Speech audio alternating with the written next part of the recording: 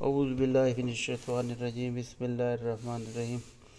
وہب بن منبع کہتے ہیں کہ کسی ظالم بادشاہ نے شاندار محل بنوایا۔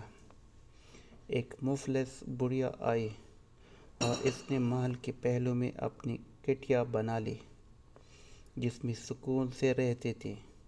ایک مرتبہ ظالم بادشاہ نے سوار ہو کر محل کے ارد گرد چکر لگایا تو اسے بڑھیا کی کٹیا نظر آئی۔ اس نے پوچھا یہ کس کی ہے؟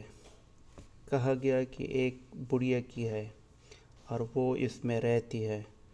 چنانچہ اس نے حکم دیا کہ اسے گرا دو۔ لہذا اسے گرایا دیا گیا۔ جب بڑھیا واپس آئی تو اپنی منہدم کٹیا دیکھ کر پوچھا کہ اس نے کس نے گرایا ہے؟ لوگوں نے کہا اسے بادشاہ نے دیکھا اور گرا دیا۔ تب بڑھیا نے آسمان کی طرف سر اٹھایا اور کہا اے اللہ، اگر میں حاضر نہیں تھی تو کہاں تھا؟ اللہ تعالیٰ نے جبرائیل علیہ السلام کو حکم دیا کہ محل کو اس کے رہنے والوں پر الٹ دو، اور ایسا ہی کیا گیا۔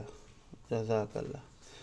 اللہ تعالیٰ ہم سب کو بزرگوں کی بددعا سے بچائے اور نیک کام کرنے کی عمل کرنے کی توفیق دے۔ آمین ثم آمین۔